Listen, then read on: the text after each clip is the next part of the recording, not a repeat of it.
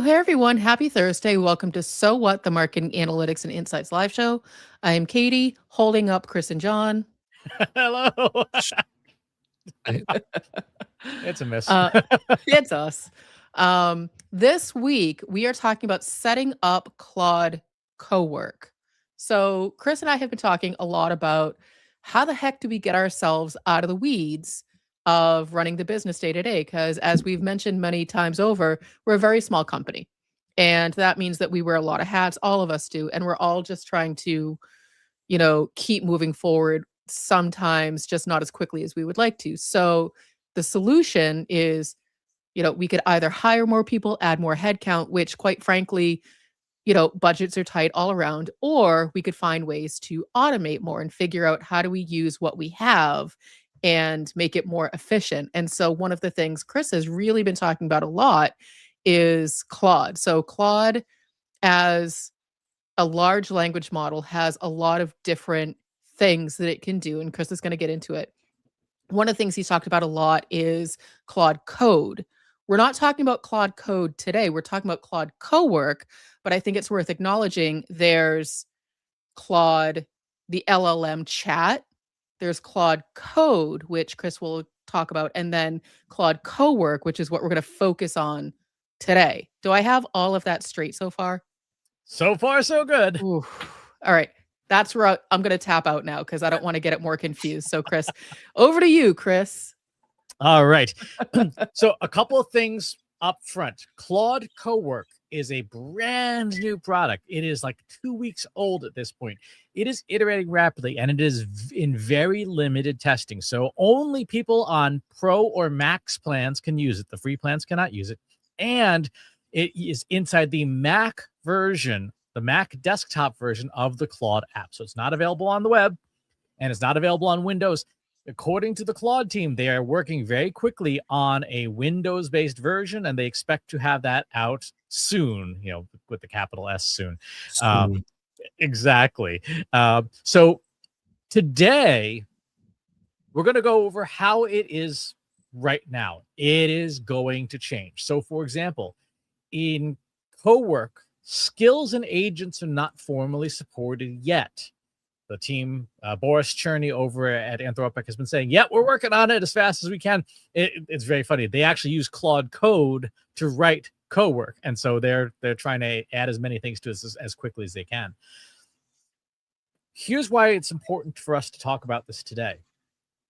Every other vendor is looking at the Claude ecosystem now and going, yeah, time to get the photocopiers, because they've got all the buzz. They've got all, Valley investors and stuff are all paying very close attention to what Anthropic is doing and going, you know what?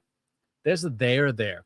Claude Cowork actually came out of Claude Code because Anthropic was looking at how people were using Claude Code and going, that's not coding. Like, you're planning your vacation. Why are you planning your vacation in Claude Code? And because it has so many tools to do automated work, like, go find me flights for this and this, and you could just come back later and it's done.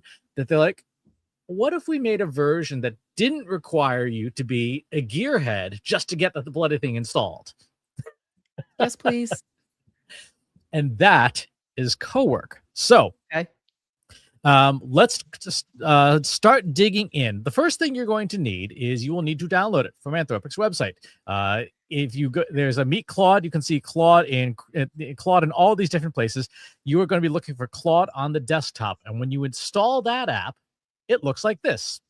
There's 3 tabs in the upper left. There's Claude Chat, which is the regular plain vanilla, let's just do the thing. There's Cowork if you're on the Pro and Max plans. And then there's Claude Code, which is their cloud-based version of Claude Code, which, to add more confusion, there's several versions of Claude Code. If I'm looking off screen, it's because I am following along with Chris, because I just installed Claude for the desktop for myself to learn how to do this. So, like, I'm literally using this live stream to learn how to do this from Chris live. It's a company training to us. Yeah, exactly. So to orient you, there's a few different things. Obviously, there's the existing chat list here that we don't have any yet. There's some starter prompts that you can do there. on the right-hand side is the status panels that tell you what Claude is working on when it starts working on things. And then there's the ability to connect to a local folder on your desktop and then to use connectors. And so some of the connectors available are things like Claude in Chrome, which you can install. I've installed it on my computer with the big asterisk that it can control Chrome. That means that if you are not thoughtful in how you prompt it, you might be telling it, hey, go post some deep fakes on LinkedIn for me, right? if you didn't think that through, it will do those things. The reason why we want to use something like a Cowork is twofold. One, it has access to our local files, which is such an important thing. And I'll show you in a minute how to connect it to something, because we want to also put guardrails around it and say, this is the only little sandbox you're allowed in. You're not allowed to go other places. And it can control a browser. Those two things give it the ability to do autonomously a lot more stuff than the regular Claude chat can do. We talked about the guardrails more in depth on the podcast this week, which you can get at trustinsights.ai/TI podcast, because that was a big question, Chris, that I had for you is, okay, so you're installing this stuff on your local machine. You likely keep sensitive data on your local machine to keep it off the web, out of Google Drive. So how do you make sure? And so, obviously we're just sort of like walking through it quickly, but if you want to get more of a deep dive, check out the podcast. Or I would also recommend joining our free Slack community, Analytics for Marketers, where we can also go into more depth and learn from everyone else what they're also doing to protect their data. Exactly. So we're now ready to start doing some of the configuration of this. First things first, it's a good idea to give Claude its own folder per project, per task. So don't just give it access to your desktop. That's a terrible idea. Instead, give it a place on your desktop to work, and maybe even give it a folder inside that place. So on my desktop, today we wanted to talk a bit about the Trust Insights newsletter, Inbox Insights. So I've gone ahead on my desktop and I've created a folder called Inbox Insights Strategy. I'm going to tap the work in a folder here, and it's going to bring up my my file browser. I'm going to go and find my way to the Inbox Insights folder, and it will say, are you sure you want me to be able to read and write files in this folder? And for this, I'm going to say yes, because I've given you this folder to work in. Please do not just give it your hard drive. Please don't do that. It's just a recipe. What could go wrong? What could go wrong? Yep. And then I have also enabled the Claude in Chrome connector to allow it to control my browser, because I'm going to show an example of how that might be useful. Again, with the caveat, you want to be careful how you use it so that it's doing things intelligently and not just running amok. It sounds like for those just starting out, maybe a phase 2 of the Chrome permission, and just sort of get used to this first before you let it take over your Chrome.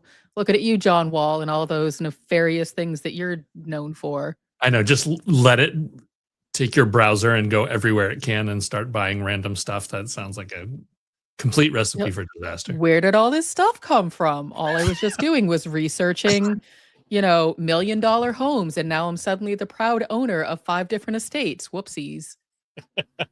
Exactly. And a moat. A moat. Yes. That log cabin I've been looking for. The next thing we want to do, it has nothing to do with Claude, but this is the part that's going to make Katie's soul happy. We want to think about the governance inside our Claude folder and how to organize it, because you just don't want to have an empty folder, just pile stuff in there. That's like, that's how my kids clean their room. They just shovel everything into the closet. I'm like, that's not how to do that, kids. My kids don't watch, thank goodness. So for this recording, I already threw some stuff in here. This is kind of a mess.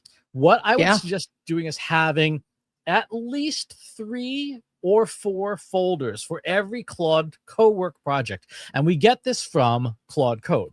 So I'm going to create a folder called data that's going to have data sets in it. And by the way, this is not the way to do it. This is my way of doing it. You do it your way. I'm going to have a folder called input. This is where stuff that's not structured data would go, like transcripts for me. I'm going to create a folder called output, which is where I want Claude to put things as it's working on them. And then I always personally have a folder called docs, which is where I put like rules-based documents. Again, coming from the coding world, this would be like where my code standards live. For right now, because Cowork does not formally support agents and skills, we're going to create 2 folders like this. Well, because an agent and a skill, nothing more than prompts. So we're just going to borrow existing prompts from those things. So I'm going to create a folder called agents and a folder called skills. So now I've got 4 of 6 folders here. Now let's talk about what's in this folder. For today, we want to be thinking about how are we going to. So Katie, actually, why don't you describe kind of what you noticed in our subscriber counts for Inbox Insights this week and what you want our goal to be. So sure. If you're brand new and don't know, we have a weekly newsletter called Inbox Insights. You can go to trustinsights.ai/newsletter, brand new landing page as of last Friday. We're bringing ourselves into the whatever century this is now. And what we've noticed is that in 2025, our subscriber numbers sort of stalled out and plateaued. And then we did a deep clean and data hygiene of the list itself. And unsurprisingly, the number went down. So moving into 2026, the total number of subscribers is lower than where we were at the beginning of 2025. And to that, we know from our own data that our email newsletter is one of the largest drivers of engagement and eventually conversion for our services. So it's in our best interest to increase that subscribership, which means promoting it more, writing about topics that people care about, getting more awareness to it. There's a lot of different things that we need to do to hit a target number of subscribers in 2026. And that is the purpose of what it is we're doing today. If we were to follow the 5 Ps, the purpose is to increase the total number of subscribers to the Inbox Insights newsletter so that we can continue to see it as a strong channel that brings in engagement and conversion. Right.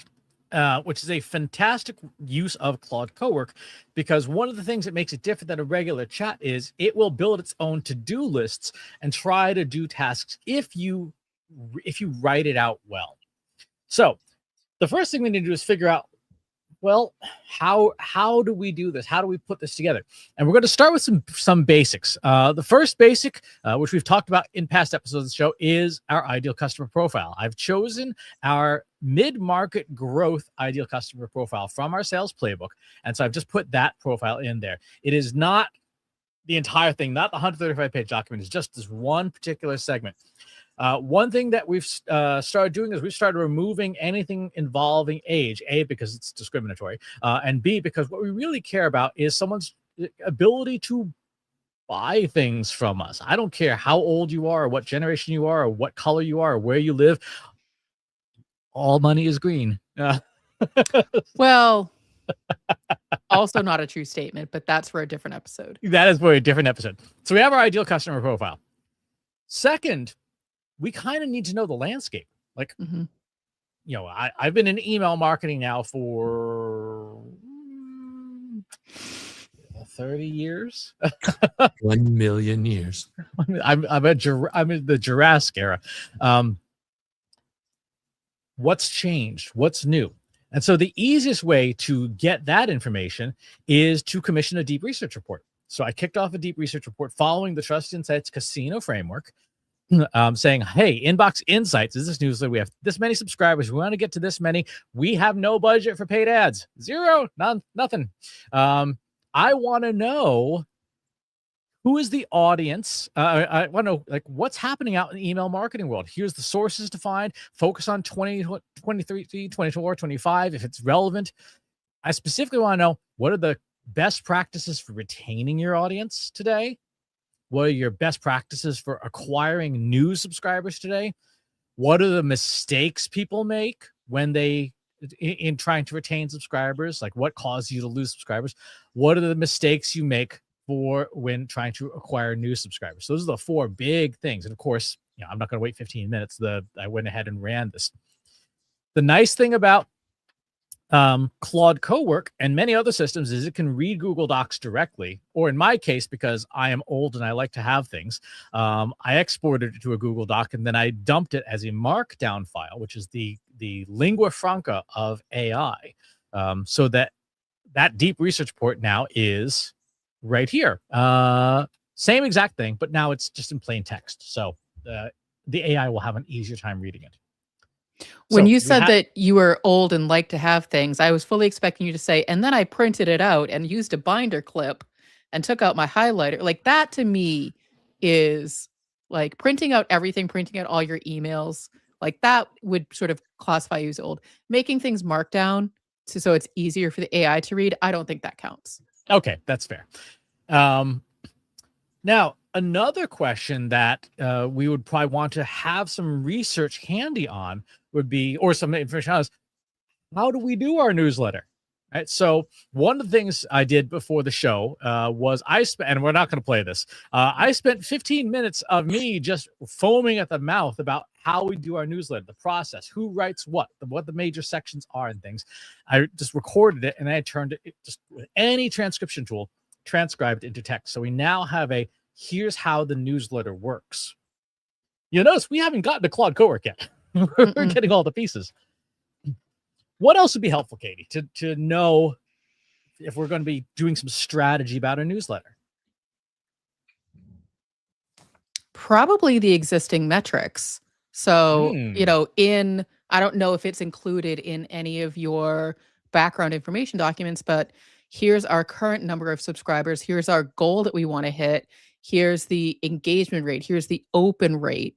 Here's the rough makeup of the current, subscriber list, like that kind of, because, we're saying here's our ideal customer profile, but we need to know who we have today. We need the baseline if, Claude's going to be like, that's cool. Those are 2 different audiences. So good luck with that pivot. We don't know that. Exactly. So you are 100% right. And the easiest way for me to do that was to just take screenshots of our marketing automation system for the last full year of issues. Like, how many people was it sent to? What was the read rate? Screenshots are just fine because Claude can read images. Mm-hmm. The other thing that would be helpful is maybe to see how much of our website traffic comes from our Inbox Insights newsletter.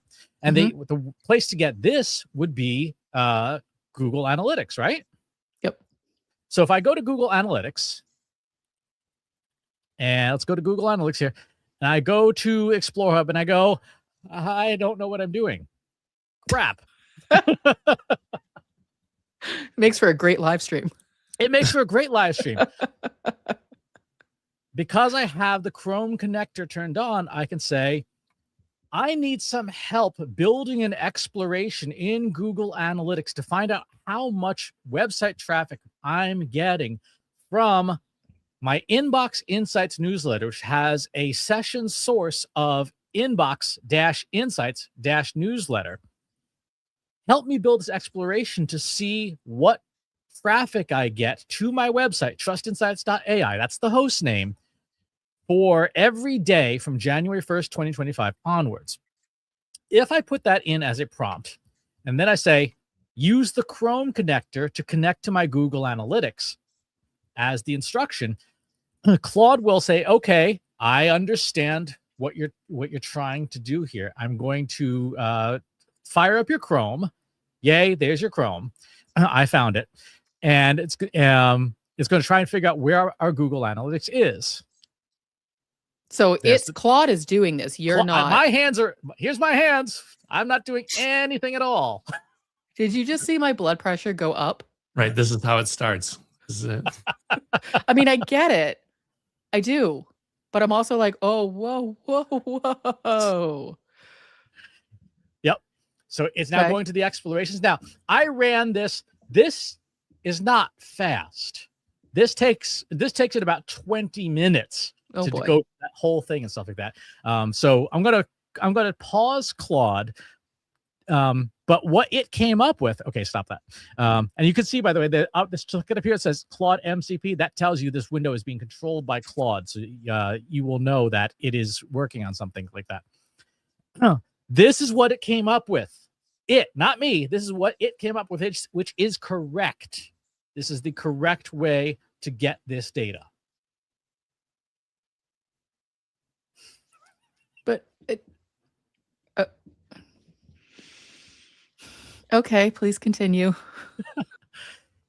It correct said host name contains trust insights AI. Session source media contains inbox insights. The value is sessions, 500 rows by date. And you have this. And now my thing would be just download this. Again, I like to have stuff.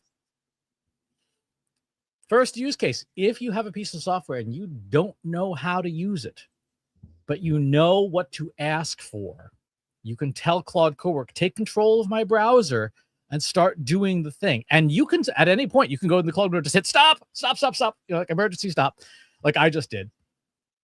But if you have, say, Adobe Analytics or Adobe Launch or Salesforce or HubSpot or whatever, and you're like, I don't know how to do this, Claude Cowork, walk me through how to do this. So now it's gone from watch me do it and critique me to not just do it for me, as long as you know what to ask for. And I think that that's the key. And so Kelsey has a question.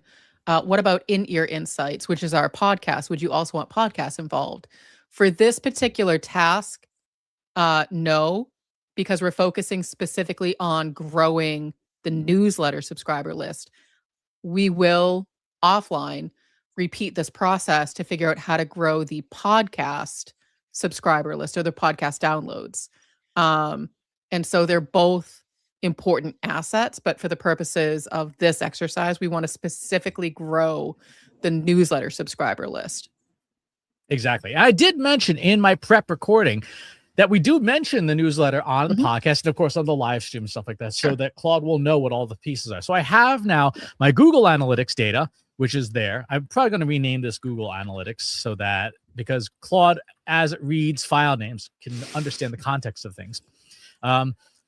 Another thing, actually, Kelsey had asked about earlier, no, it was last week, was, well, what about like GEO, AEO, AIO, and XEO.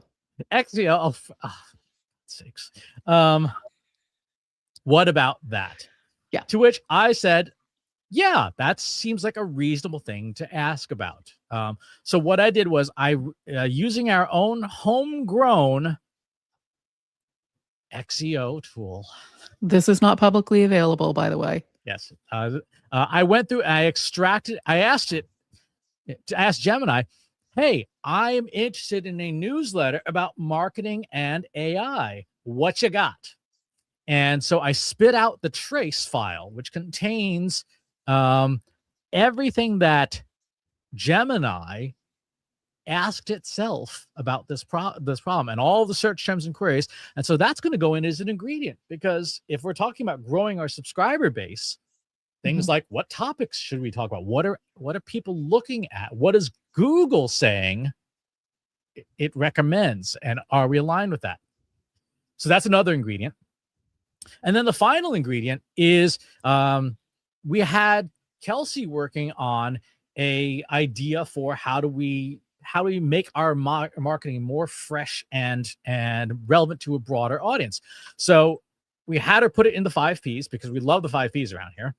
We sure do. And there's some great ideas in here. So that's going to be an ingredient too. So we're going to put all these things in together to Claude Cowork to try and have it sit down and think things through. So our next step is governance. We've got data. What kind of data? Where does the data go? My subscriber data, I'm going to put in the data folder, since that is numeric data, right? So that is our open rates, our subscriber bases, our Google Analytics data.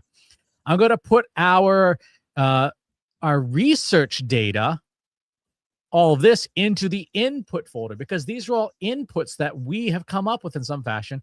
And I'm going to put what we currently do in the docs folder. Now that is me personally. You can put this in anywhere you like. Maybe you want it all in the docs folder, or maybe you all want it wherever.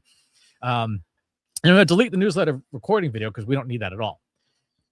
So now I have things in sort of a sensible layout. I might, just for clarity, I'm going to put my screenshots in a folder called Mautic so that Claude understands, oh, this is from the Mautic marketing automation system. Again, the more clear I can be with labels, the better. The final thing we have to do now is we have to come up with a recipe. We have to think about how do we want to do this? And so coming up with a recipe for this. Oh, I forgot the agents. Oh, whoops. I should put some agents in here. I want to, as Chris, as you're pulling that out, I want to acknowledge that we are more than halfway into the show and we haven't touched a large language model really at all. I mean, you started to use Claude to pull the browser data from Google Analytics. But in terms of what we're intending to do, we're still just getting set up. We're still doing requirements gathering. We're still getting all of those pieces. And I think it's important because in order to have any system, it doesn't matter if it's a large language model or CRM or whatever, you have to do this work. This is the stuff you can't skip over. This is what is going to set you apart from everyone else generating mediocre things. And so our recipe now is going to be what we put in as the master prompt in Claude Cowork for it to go and do its thing. So I'm going to bring up a new text window here. How do we do this? How do we put together a good Claude Cowork recipe? I'm going to go out on a limb here and say, you know what's a great framework for this? Let's see how quickly I can find it. Hold on. This one? You got it. So we're going to start by saying you are an email marketing expert. Your task today is to help us build and refine a marketing strategy to grow the Inbox Insights newsletter from its current position of 33,000 subscribers to 40,000 subscribers by the end of calendar year 2026, which is 11 months away. So that is our purpose, right? Very clearly. In fact, I'm going to even label these. So we're going to go to purpose, people, process, platform, and performance. And just because we are all old and can't see anything, let's see if we can make this font a little bit bigger here. You mean my trifocals aren't doing the job? You know, it's fine. There we go. All right. So for people, inside of our folder, right? What do we have? We have things like an ideal customer profile already provided, right? Or we should have. Yep. So let me just compare. In fact, let me close the side window here and bring it like this so that we can compare. To help accomplish this task, you're going to need to focus on our ideal customer profile, which you can find in the input folder in and mid-market ICP.md.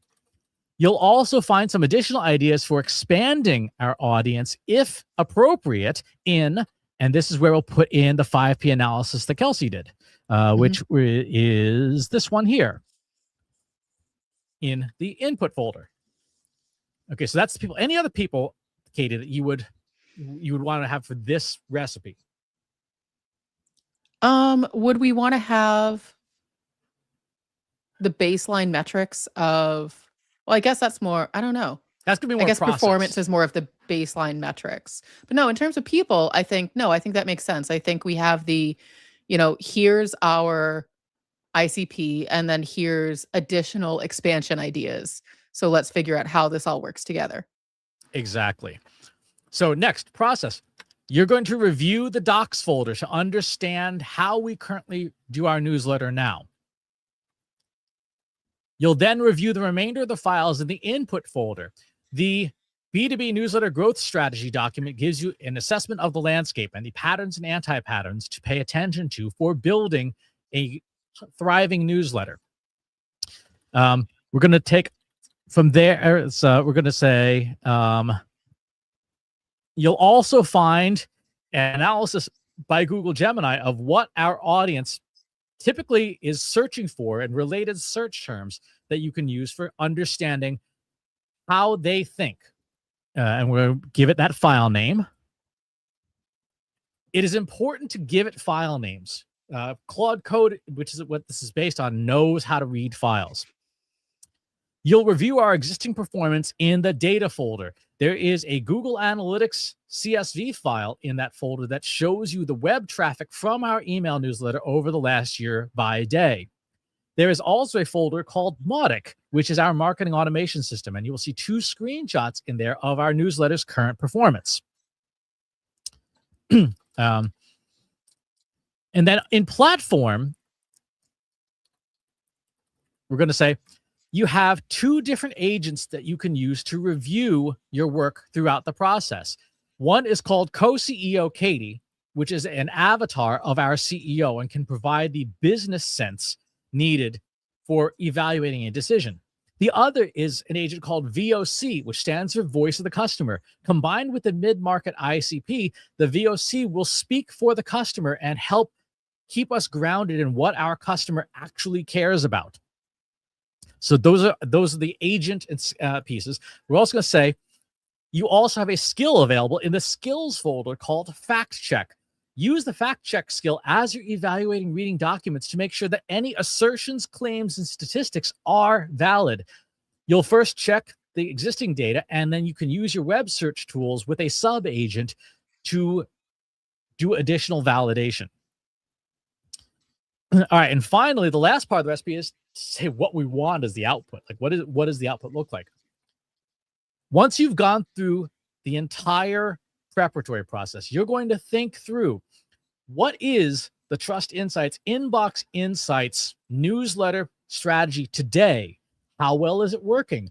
Do a full QA assessment. What's good about it, if anything? What's bad about it, if anything? What's missing from it, if anything? What's unnecessary, if anything? And then, based on those evaluations, go ahead and start building a refined, unified strategy, tactics, execution, and measurement plan that will get us from 33,000 subscribers to 40,000 subscribers.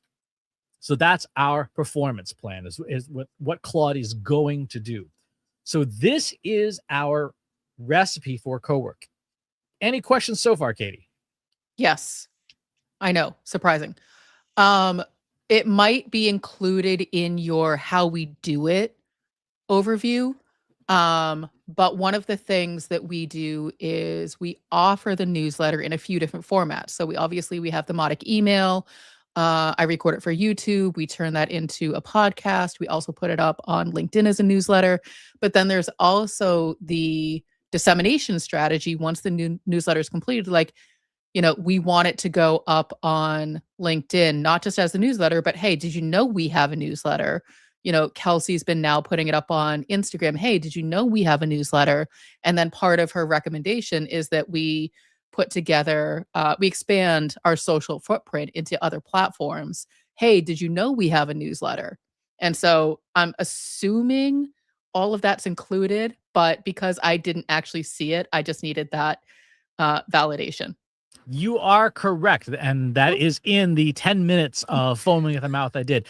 I even talk about what UTM tracking codes we use. We have, sporadic evergreen posts, promotional tools, how we do all of this stuff is in that big file. Because to your point, we want to give Claude or any LLM as much information as possible. Now, there's 2 ways we can go ahead and do this. We can either just copy and paste this and hit go, and that is perfectly fine. Or, one of the other things that we can do is we can create this as a recipe file. And the recipe file just goes into the folder. Now you might say, well, why do you need a recipe file if you've already built the prompt? Because I forget things. And so if I have the recipe file written down, then the next time I do this, when Katie says, hey, it's Q2, how about we reevaluate our strategy and go, what did I say? Well, it's also really just a best practice for scalability is if you do things in a more consistent way and repeatable way.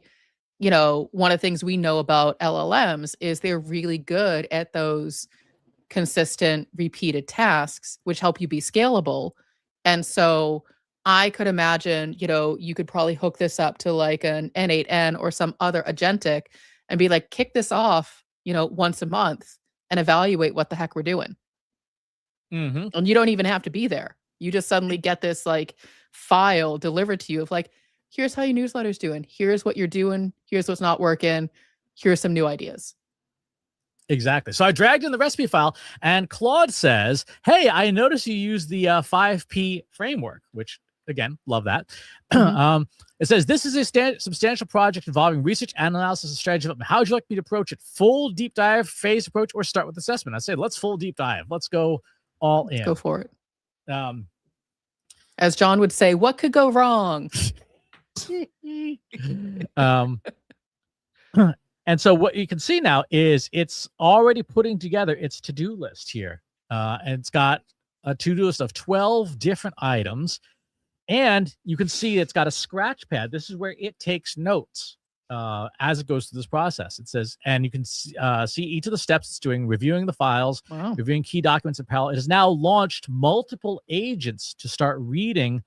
And you can see it's assembling its notes on each of the files as it reads through them.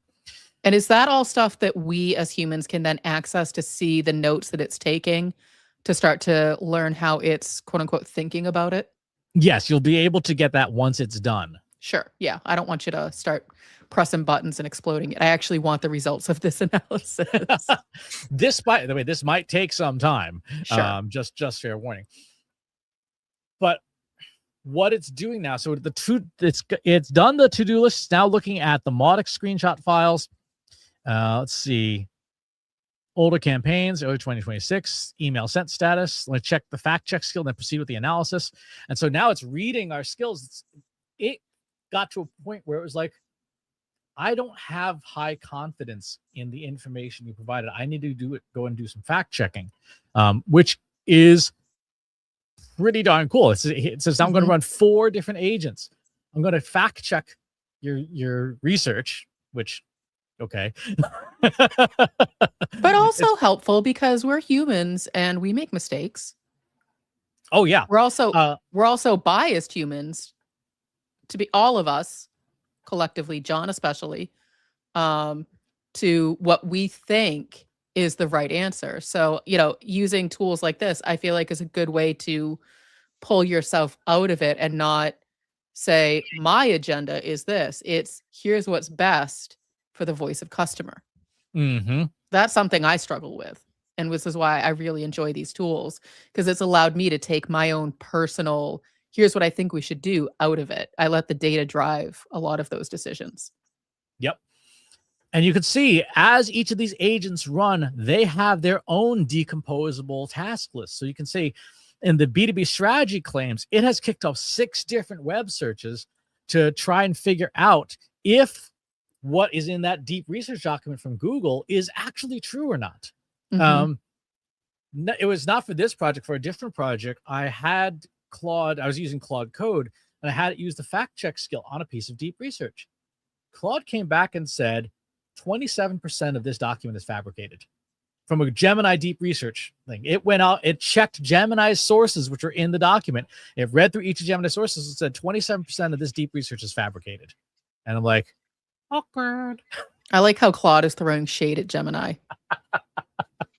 When the LLMs start fighting, that you've completely lost control and you've entered into John Wall's best/worst nightmare. This is it. Virtual war. They're actually punching each other behind the screen here. Exactly. So let's see what it's done so far. It's gotten through these items, not to to-do list. It looks like it's consulted co-CEO Katie already. And now it is on the comprehensive growth strategy part of the plan, which is step 11 in our plan. So while this is finishing up running, and then we can go over the results, let's talk for a second about cost. So using these kinds of tools, for the most part, are not free. They cost you something. They cost the company something. Can you just walk through, Chris, at a high level, if someone were to watch this live stream today, go download, Claude desktop, what kind of expenses should they expect? Like, what can they do for free? And then where do the costs kick in? So Claude, Cowork, and Code all bill against your weekly allotment of server usage at Anthropic. So Anthropic has like a little meter, if you will, of your usage of its software to say like, hey, this is how much you've used. So if I'm going to pull, I don't want to touch what's in Cowork. So I'm going to open up Claude Code, but the same thing is available inside your Claude desktop application. You can type in usage and it will show you. For this week, I've used 60% of the compute budget that Anthropic has allowed us, right? Just since we started, I've used 5% because this reset at noon. So I've used 5%. Claude gives you a 5-hour window of how much budget you're allowed to use within any given 5-hour period, and then a weekly overall budget. So just on what we've done so far, I've already used 5% of it, and we haven't gotten a result yet. Mm-hmm. This is on the Max 20 plan, which is the most expensive plan. If we were using Claude Pro, which is the baseline entry-level plan, we would basically be at the 5-hour usage mark now. So you would be able to get through one of these every 5 hours of what we've done so far. And of course, it says you can add a credit card and we'll bill you API costs if you need to desperately need to finish a project. I have not done that. Thank you. I have I have read through many complaints on Reddit and other places where a 30-minute session inside Claude Code can cost you $5,000. Oh. I mean, first, I would figuratively slaughter you, and second, I would be begging John to find us more business to cover those costs. Many a tech company crushed by overage. This is a recurring theme. But I think that, it's definitely worth acknowledging because, and they don't have to be, but these systems aren't upfront about what that looks like. They're just like, oh, by the way, you did the thing, here's the bill, versus, hey, you're coming up on your usage. You want to maybe pause here. It's like, no, you go ahead, you do all the things. John, I'm going to sucker you into this whole conversation about how you're going to include your sales and you're going to improve everything. And, oh, you've been at this for a few hours. Great. Here's your bill. Hair flip. That's pretty much how it's. So I feel like it's worth acknowledging, it's not a buyer beware. It's a buyer, keep your eyes open and make sure you, again, use the free version to test out all the features and push the buttons and do the things. But to do this kind of work, you want to really be thoughtful about the projects that you're launching so that you don't, basically, you don't have me reaching out to you, tagging you in everything with a WTF, what happened? Yep. Because those of us who control the purse strings do not like surprises. So Claude has finished after about 5 minutes of thinking this through. It says, here's all the things that I worked through. And of course, with any of these things, you can tap through and then see what logic it went through. Its data analysis. It highlighted some fact-checking results, like some things that are true and are not true, which agents it consulted. And ultimately, what it spit out was a Word document. Thanks, Claude. I should have asked, please put this in Markdown, but you know what? Here we are.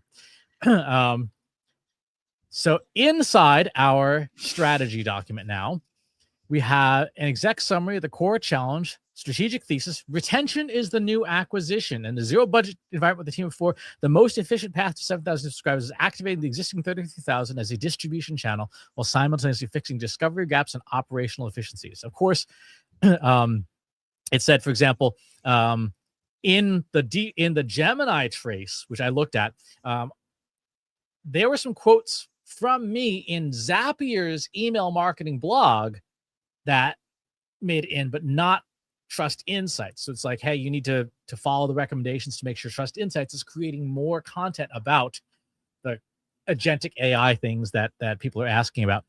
I didn't specify a list hygiene policy. Well, we do have one, which I just did not narrate it. So our next revision would be for me to start narrating. Oh, by the way, I forgot to tell you, we send this out on Wednesdays. Of course, there's going to be a Wednesday spike. Duh. And here's what our list hygiene policy looks like. Here's how we clean our list. execution layer monthly, partnership swaps. And that goes through, here's your current state assessment, your competitive landscape, your QA assessment, what's good, what's bad, what's missing, referral program, no referral program, execution layer content, templates, workflows, how-tos. One of the big things they highlighted in both the Gemini trace as well as the best practices is a lot of the people who are talking about the same things we are, as much as it annoys me and corrodes my soul, they're like, hey, copy paste this prompt for instant chat GPT results, right? So they're suggesting have more giveaway content in the content itself that people can take action on immediately. So execution layer content, progressive profiling. So we forgot to tell it, we do surveys. So that is something we would need to revise. Partnerships, AI content, optimized structure, open rate obsession. Get over it. I wouldn't say that I'm obsessed. I think Claude's putting words in my mouth. In there, that is coming from the screenshots of Mautic, where open rate is the most featured metric. Oh, sure. In there. 48-hour LinkedIn delay. That was one of the recommendations from the deep research, was make sure your email newsletter goes out 2 days before it goes out on LinkedIn, so that subscribers have an incentive. And it's saying that doesn't seem like it's necessary. So it was fact checking the deep research to go, no, that doesn't make any sense. And then trying to be everything to everyone, don't do that. Voice of the customer reality check, right? So the customer response, prompt libraries, webinar access, and things like that. Cool. Warning signs, more than one email per week, unsubscribe trigger. Yep, which we know. Gated content creep feels like a bait and switch. That's from here's the free webinars you have to register from in the content of the newsletter itself. Interactive polls feels like engagement theater that benefits the sender, not the reader. That's fair. We guilt trip re-engagement emails, guarantee unsubscribes. That's from the deep research. It goes through the math. And then, okay, here's your execution plan. List hygiene. Audit everywhere I'm found and make sure that Trust Insights is in my bio everywhere it's found. We already do a pretty good job of that, but we need to make sure that we can do that with some search. Do a referral program for inside the newsletter itself. Do some deliverables within the newsletter itself. So every month have something that people can get that they can only get from the newsletter. So you have to stay subscribed to get the AI marketing prompt library or the mid-marketing marketing budget template, and so on and so forth. And then the partnership stuff as well. And then scaling it up. Activate or grow a pulse for your evergreen newsletter posts. Test Substack syndication. Automate jobless sourcing as an efficiency. And so those are its tactical things. So this is what it came up with after a decent amount of showing. There's some revisions that need to be made, and there's some additional feedback we need to give Claude to say, oh, by the way, I forgot to tell you this, and this. I forgot to do this. And then you modify the recipe and say, Claude, run the recipe again.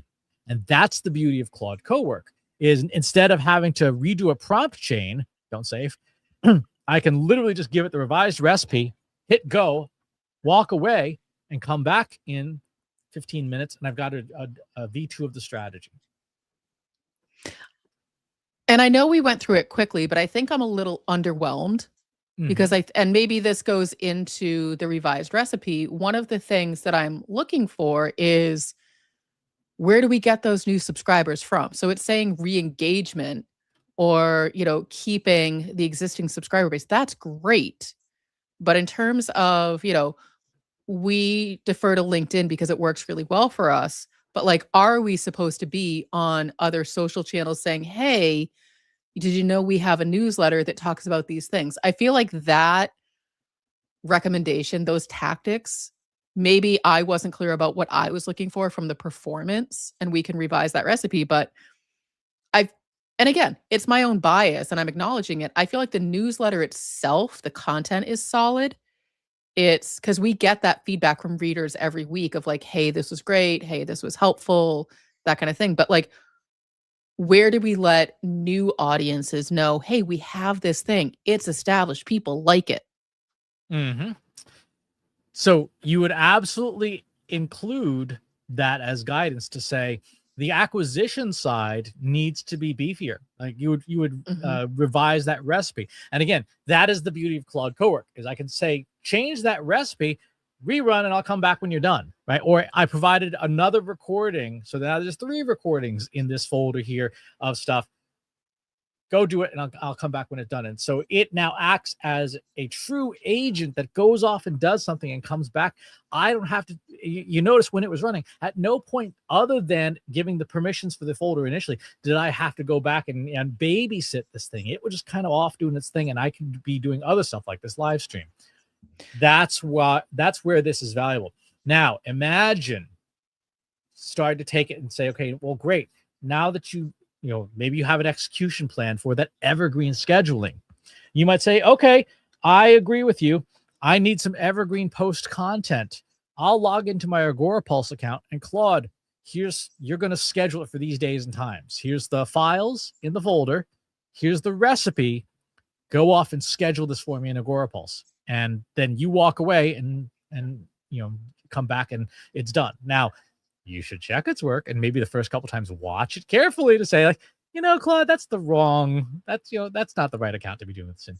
But you can see how it leads to, I'm going to take away this task that requires no executive function, no planning, organization, decisions, and problem solving. Scheduling social content does not require that.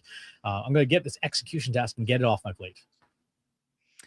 So one of the questions that I had, and I asked this again on the podcast, trustinsights.ai/TI podcast, why would someone use this instead of the web version of Anthropic Claude, the chat, and basically just upload all of those files, give it the same recipe you gave it? Like, why would someone want to do this desktop version versus the web version? Obviously they're using chat and not Cowork. So, can you just at a high level just walk through why one is better than the other, or they're the same, or whatever? That's a very good question. So there's 2 reasons that you would do this. Number 1, you want this autonomous agent-driven version. The regular chat doesn't have that. You'll notice if we scroll back up here, you can see the times that it kicked off multiple sub steps, like doing all of these web searches by itself, you running the co-CEO by itself. Because it was in the recipe, I didn't have to do that. If you do that in the desktop version, in the regular chat, you have to manually do each of these steps. Now you can, and that's totally fine if you're a person who wants to just do that copy pasting manually. However, the other thing is the big thing. Every time one of these sub processes run, it runs in its own short-term memory. All AI has what's called context windows. Claude's is 200,000 K, which is about 150,000 words. In this folder, we have so much content, and there's such a large data set that if you did this in one chat, Claude would give you, I'm out of memory, about halfway through, because it would not be able to keep in memory all of these documents. When these agents run, they run and they come back with a short summary of what they did. And that allows the orchestration side of things to keep things on the rails, because it doesn't have to try and keep everything in memory all the time. You can see in its scratch pad and its working folder, it knows where those documents are, and it can search within them and get references, but it doesn't have to try and remember everything all at once.